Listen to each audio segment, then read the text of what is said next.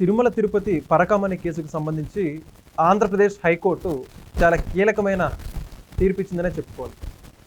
ఏదైతే ప్రస్తుతం ఈ కేసులో పోలీసులు ఇన్వాల్వ్ అయి ఉన్నారో వాళ్ళందరి మీద కూడా క్రిమినల్ కేసులు నమోదు చేయమని, తదుపరి విచారణ వేగవంతం చేయమని చెప్పేసి ఏసీబీకి అదేవిధంగా సిఐడి అధికారులకు ఆదేశాలు ఇవ్వడం జరిగింది. మరి మొత్తానికి కోర్టు ఇచ్చినటువంటి ఈ యొక్క ఉత్తర్వుల గురించి మరిన్ని విషయాలు తెలుసుకోవడానికి మనతో ఉన్నారు కమ్మ కార్పొరేషన్ డైరెక్టర్ అయినటువంటి అడిసిమిల్లి శ్రీనివాసరావు గారు. సార్ నమస్కారం అండి. నమస్కారం. మరి ఇప్పుడు చూసుకుంటే పరకామణి కేసుకు సంబంధించి దీంట్లో ఒక్కొక్క ట్విస్ట్గా ఉందని చెప్తున్నాం. మనం చూసుకుంటే గతంలో చూసుకుంటే ఆ సతీష్ కుమార్ ఏవిఎస్ హత్య కావచ్చు, బోమన్ కరుణాకర్ రెడ్డి వ్యాఖ్యల గురించి కావచ్చు, వీటన్నిటికి మించి ఇప్పుడు హైకోర్టు ఎవరైతే పోలీసులు ఇన్వాల్వ్ ఉన్నారో వాళ్ళకి సంబంధించి కేసు నమోదు చేయండి, కేసు విచారణ కూడా వేగవంతం చేయండి చెప్పేసి ఆదేశాలు ఇవ్వడం జరిగింది. ఏమంటారు సార్? ఇప్పుడు ఈ కేసు 4-5 పార్శ్వాలు ఉంటుందండి. అధికారుల పాత్ర, ఆ కోణంలో ఇవాళ వచ్చిన తీర్పు ప్రకారం అధికారుల ఇన్వాల్వ్మెంట్ ఎవరైతే ఉన్నారో పోలీసు అధికారులు వాళ్ళందరి మీద క్రిమినల్ కేసు నమోదు చేయమని కోర్టు ఆదేశాలు వచ్చినాయి. ఇప్పుడు పాలక మండలికి సంబంధించింది ఉంటుంది కదా, ఎవరైతే పాలక మండలి ఉన్నారో అందులో ఇన్వాల్వ్ శివరెడ్డి భాస్కర్ రెడ్డితో సహా సుబ్బారెడ్డి, కరుణాకర్ రెడ్డి వీళ్ళందరికీ 2వ విడత వడ్డంలో వాళ్ళకు ఉంటుంది. ఏవిఎస్ఓ సతీష్ కుమార్ మర్డర్ కేసులో కూడా కరుణాకర్ రెడ్డి ఉంటాడు ఖచ్చితంగా. ఓకే. ఎందుకంటే ఆ దర్యాప్తు ఆ కోణంలో వెళ్ళినప్పుడు నీకు ఎవరు చెప్పారు అతను ఆత్మహత్య చేసుకున్నాడు వేధింపుల వల్ల అనేటువంటి పాయింట్ దగ్గర నుంచి సర్కమ్స్టెన్షియల్ ఎవిడెన్స్, సస్పెక్ట్, ఆడొక సస్పెక్ట్. కాబట్టి అతను ఈ దర్యాప్తు కోణం కరెక్ట్గానే ఉంది. శిక్షలు అందరికీ కూడా ఖచ్చితంగా పడతాయనేటువంటి నమ్మకం కలుగుతుంది. కారణం ఏంటంటే న్యాయస్థానాలు కలగజేసుకుని ఈ కేసు విషయంలో న్యాయస్థానాలే దీన్ని ముందు తీసుకొచ్చి దర్యాప్తు కొనసాగేలాగా స్పెషల్ ఆఫీసర్ రవిశంకర్ గారిని వాళ్ళు వేసి దీన్ని ముందుకు తీసుకెళ్లారు. కాబట్టి న్యాయస్థానాలు కూడా ఈ పాలక మండలిలో దీనిలో ఇన్వాల్వ్ అయిన వాళ్ళు ఎవరుంటే వాళ్ళు అనేటువంటి ఒక వాక్యం వచ్చి ఉంటే బాగుండేది. పోలీస్ అధికారులనే కాకుండా దీనికి సంబంధించి పాలక మండళ్ళు కానీ అందులో ఉన్న సభ్యుల్లో ఎవరు ఇన్వాల్వ్మెంట్ ఉంటే వాళ్ళందరినీ కూడా మీరు అరెస్ట్ చేయండి, క్రిమినల్ కేసులు నమోదు చేయండి అనేటువంటి ఒక వాక్యం చేర్చుంటే చాలా బాగుండేది. అది 2వ విడతలో వస్తుందని నేను అనుకుంటున్నాను నేను. ఎందుకంటే ఇప్పుడు పాత్రదారులు బుక్ అయ్యి సూత్రధారులను వదిలేశారనుకోండి ఎప్పుడన్నా పొరపాటుని, అది ప్రమాదం. మనం రోగాన్ని తగ్గించుకోవటం కాదు, రోగకారక క్రిమిని నిర్మూలించాలి. రోగకారక క్రిమి, రోగం ఎందుకు వచ్చింది? ఆ క్రిమి వల్ల. క్రిమిని అలా వదిలేసి అప్పుడు తాత్కాలికంగా రోగాన్ని తగ్గించుకున్నాం అనుకోండి, ఒక టాబ్లెట్ వేసుకుని, ఆ రోగ క్రిమి అలాగే ఉంటుంది, మళ్ళీ వస్తుంది, మనకు రాకపోతే ఇంకొకరికి వస్తుంది. అలాగా ఈ రోగకారక క్రిములు ఎవరో కరుణాకర్ రెడ్డి, సుబ్బారెడ్డి, శివరెడ్డి భాస్కర్ రెడ్డి, లేకపోతే కాకినాడలో చంద్రశేఖర్ రెడ్డి, వీళ్ళందరూ ఉన్నాయి. వీళ్ళని అదుపు చేయాలి, వీళ్ళ నేరాలని బహిర్గతం చేసి వాళ్ళకి శిక్ష పడాలి. అప్పుడు ఏమవుతుందంటే రోగకారక క్రిములు కూడా నిర్మూలించినట్టు అవుద్ది, వీళ్ళు జైల్లో పెట్టితే వాళ్ళని అదుపు చేసినట్టు అవుద్ది. కాబట్టి ఎప్పుడైతే సూత్రధారులు, ఇప్పుడు వివేకానంద రెడ్డి మర్డర్ కేసులో కూడా పాత్రధారుల గురించే మాట్లాడుతున్నారు ఎవరన్నా, తీర్పులు వచ్చినా ఏమొచ్చినా సూత్రధారులు మాత్రం వాళ్ళ జోలికి వెళ్ళకండి అని చెప్తున్నారు.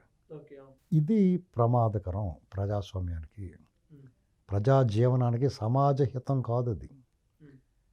వీళ్ళలా వదిలేయకూడదు. ఈ మ్యాన్ ఈటర్స్ అంటారు, వైల్డ్ యానిమల్స్, క్రూర మృగాలను అదుపు చేయకుండా మీ సాధు జంతువులైనటువంటి జింకల్ని, కుందేళ్ళని పట్టుకుంటే ఎలా కుదురుతుంది? వీళ్ళు అదుపు చేసేవాళ్ళు, వీళ్ళ వ్యవస్థీకృత నేరాలకి ఆద్యులాళ్ళు, వ్యవస్థీకృత నేరాలని ఆర్గనైజ్ చేసేవాళ్ళు వాళ్ళు. మిగతా వాళ్ళందరూ పాత్రదారులే, వాళ్ళు తప్పించుకోకూడదు. ఇప్పుడు రాజకీయ పార్టీల్లో కొన్ని ఇబ్బందులు ఉంటాయి. రాజకీయ పార్టీలకి కులం అని, మతం అని, ప్రాంతం అని, రేపు ఓట్ల రాజకీయం ఉంటుంది. దాన్ని ఎవడ కాదలేని సత్యం.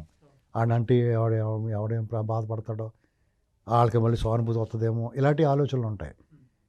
న్యాయస్థానాలకు ఏముంటాయి? వ్యవస్థలకి ఏం అవసరం ఉండదు కదా. ఎవరినైనా సరే వేసిండ్రా బాబు అని చెప్తారు.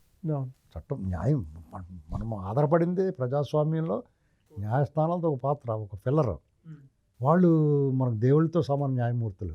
న్యాయస్థానాలు అంటే దేవాలయాలు. వాళ్ళు చెప్పింది వేదం, మనకి ఖచ్చితంగా నమ్మాలి. కానీ అప్పుడప్పుడు అనుమానం అవుతుంది, అపోహలు కలుగుతున్నాయి. అది రాకుండా చూసుకోవాల్సిన బాధ్యత మాత్రం వాళ్ళదే. పాత్రధారణ కాకుండా సూత్రధారణ కూడా మడతెట్టాలి.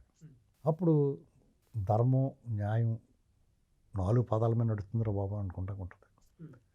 అంచేత ఇప్పుడు కూడా ఈ పరకామణి విషయంలో న్యాయస్థానాల పాత్ర అద్భుతం, చేతులెత్తి మొక్కాలి. దేవుడి విషయంలో వీళ్ళు చేసిన అన్యాయానికి న్యాయస్థానాల రూపంలో ప్రతిఘటన ఎదురైంది అలాగే. ఇప్పుడు రాజకీయ పార్టీలు కొన్ని లిమిటేషన్స్ తోటి వ్యవహరిస్తాయి.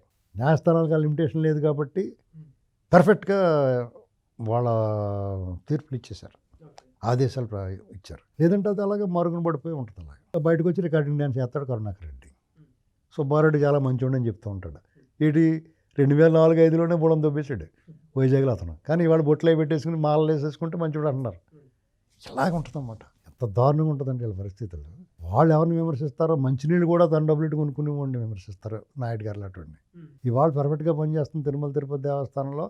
భక్తులు వాళ్ళ పార్టీ వాళ్ళు మన శత్రువులుగా భావించే వాళ్ళు కూడా చాలా అద్భుతంగా ఉన్నాయి. ఏర్పాటు చాలా బాగుంది. ఇప్పుడు అన్నప్రసాదాలు బాగున్నాయి, ఏర్పాట్లు బాగున్నాయి. ఇక్కడ ఒక మంచి ప్రశాంత వాతావరణం కనపడుతుంది. దేవుడు వైభవంగా ఉంది, బాగా చేస్తున్నారని చెప్పుకుంటున్నారు. ఇలాంటి వాతావరణం అప్పుడెప్పుడైనా కనిపించి కాళ్ళు కాలిపోయిన ఒకళ్ళు, ఆకలితో అలమటించిపోయామని ఒకళ్ళు, ఇలా రకరకాల బాధలు చెప్పుకునేవారు. అడ్డగోలుగా దర్శనాలు, వీళ్ళే ఆక్రమించేసేవారు సగం ప్లేస్. ఇవాళ ఆక్రమించేస్తున్నారు. అయితే వాళ్ళకున్న డిస్క్రిమినేషన్ పవర్, వాళ్ళకున్న ప్రోటోకాల్, ప్రయారిటీల ప్రకారం వాళ్ళు వస్తారు, మనం కాదనలేం. ఏంటండి ఇవన్నీ తిరుమల తిరుపతి దేవస్థానం మీద వాళ్ళు కనబడిందండి. నిత్య కళ్యాణం, పచ్చతోరణం స్వామివారిది, అంతులేని సంపద, కానుకలు వస్తూ ఉంటాయి. వాళ్ళు ఇక్కడ ప్రజల సొమ్ము, భూములు దొబ్బేశారు, అధికారాన్ని దొబ్బారు, ఏదో సానుభూతిని అడ్డం పెట్టుకుని. మట్టి, మశానం, గాలిని కూడా దొబ్బేశారు, కొండలు లాగేశారు, అడవులు కొలగొట్టేశారు. ఏమన్నా కొలగొట్టేసినా జనం అమాయకంగా చూస్తూ ఉన్నారు. మళ్ళీ ఓట్లేసి గెలిపించారు. ఇక వాళ్ళు పాపం పండడానికి వాళ్ళు గొయ్యాలు తవ్వుకోవడం, భస్మాసుర వస్తంలాగా దేవుడి సొమ్ములోకి వెళ్ళిట్టారు. దేవుని అప్రతిష్టపాలు చేశారు, భక్తుల మనోభావాలు దెబ్బతీశారు, అపవిత్రం చేశారు. చివరికి స్వామివారికి భక్తులు భక్తితో సమర్పించిన కానుకలను కొలగొట్టడానికి ప్రయత్నం చేశారు. ఇక దేవుడు కూడా ఇంక లాభం లేదురా బాబు, మీ పాపం బదలైంది, ఇక బద్దలు కొట్టాల్సిందే అనుకున్నాడు. న్యాయస్థానాల రూపంలో బద్దలు కొట్టించారు. అంటే న్యాయస్థానాలు, నేను అందుకునే న్యాయస్థానాలు దేవాలయాలతో సమానం అన్నాను. న్యాయమూర్తులు దేవుడితో సమానం ఎందుకన్నానంటే, దేవుడు తను చేయాలనుకున్న కార్యాన్ని వాళ్ళు చేయించారు. ఇది కారణం. ఎట్టి పరిస్థితుల్లోనూ దేవుడు కూడా పక్షపాతం ఉంటుందో ఉండదో చూడాలి ఇప్పుడు. ఎందుకంటే కరుణాకర్ రెడ్డిని, సుబ్బారెడ్డిని సెక్షనింగ్ తెప్పించుకున్నారనుకో, వీళ్ళు ఎవరన్నా మానవ మాతృలు ఎవరన్నా సెక్షనింగ్ తెప్పించారనుకో, ప్రకృతి రూపంలో ప్రమాదం వాళ్ళు వెంటాడుతూ ఉంటుంది. అందుకని వాళ్ళని రక్షించాలన్నా, వాళ్ళని శిక్షించి వాళ్ళలో పరివర్తన, పశ్చాత్తాపం కలగజేయాలి న్యాయస్థానాలు. వాళ్ళను కూడా పోలీస్ అధికారుల మీద అందరి మీద కేసులు నమోదు చేయమన్నట్టే, వాళ్ళు దీనికి సంబంధించిన వాళ్ళందరి మీద కూడా, పాలకవర్గంలో ఉన్న వాళ్ళు ఎవరైతే దీంట్లో ప్రాధాన్యత ఉన్న వాళ్ళ హయాంలో జరిగిందో వాళ్ళని కూడా బాధ్యం చేసే ధర్మారెడ్డిని కూడా విడిచిపెట్టకూడదు. అసలు గళ్ళంగి వేసుకుని టీషర్ట్ బనీని వేసుకుని నిలబడతామేంటి దేవుడి సన్నిధిలో అని చెప్పి అద్దె కూడా కేసు పెట్టాలి కదా. ఇవన్నీ చేసి వాళ్ళందరినీ శిక్షించబడితే రాజ్యం బాగుంటుంది. ధర్మం 4 పాదాల మీద నడుస్తుందో, దుష్ట శిక్షణ, శిష్ట రక్షణ జరుగుతుంది. దేవుడు కూడా కరుణ, కటాక్షాలు కలుగుతాయి మన మీద. ఇలా జరగలేదనుకోండి, ఇలా ఎప్పుడు ఇంతేరా బాబు, దుర్మార్గులు ఓట్లు వేస్తారు, దుర్మార్గులు గెలిపించుకుంటున్నారు, మధ్యలో ఒకసారి మంచి వాళ్ళు గెలిపించినా కానీ మళ్ళీ ఆ దుర్మార్గుడు నేనే వచ్చేస్తానంటే మళ్ళీ అతను వెంకలు వెళ్తున్నారు అనుకున్నాడు, కోపం వచ్చింది అనుకోండి, దేవుడికి మన కాలుతో ఎందుకు వదిలేస్తే మనల్ని ఈ దెయ్యాలు తినేస్తాయి, మన పీక్కు తినేస్తాయి. కాబట్టి న్యాయస్థానాలు, దేవాలయాలు, న్యాయమూర్తులు, దేవుళ్ళు, ఈ ప్రజలను మీరే రక్షించాలి. రాజకీయ పార్టీలతో ఏర్పడిన ప్రభుత్వాలు వాళ్ళకు కొన్ని లిమిటేషన్స్ ఉంటాయని మళ్ళీ చెప్తున్నాను. న్యాయస్థానాలకు అవసరం లేదు, న్యాయమూర్తులకు అవసరం లేదు. కాబట్టి వాళ్ళు నిష్పక్షపాతంగా ఎలాంటి రిజర్వేషన్స్ లేకుండా, రిజర్వేషన్స్ అంటే కొన్ని ఇది మాత్రమే చూడండి, దాన్ని పట్టించుకోకుండా వచ్చిన తీర్పు మన ఒకటి, అలా కాకుండా ఎవడైతే దుర్మార్గుడు ఈ నేరాలను ఇన్వాల్వ్ అయ్యాడో వాళ్ళు ఎవరిని విడిచిపెట్టకుండా, ఎవరిని వదిలేది లేదనేటువంటి మెసేజ్ సమాజానికి, ప్రజలకు ఇవ్వాల్సిందిగా ప్రార్థన. Thank you sir. Please subscribe to Leo News for more videos.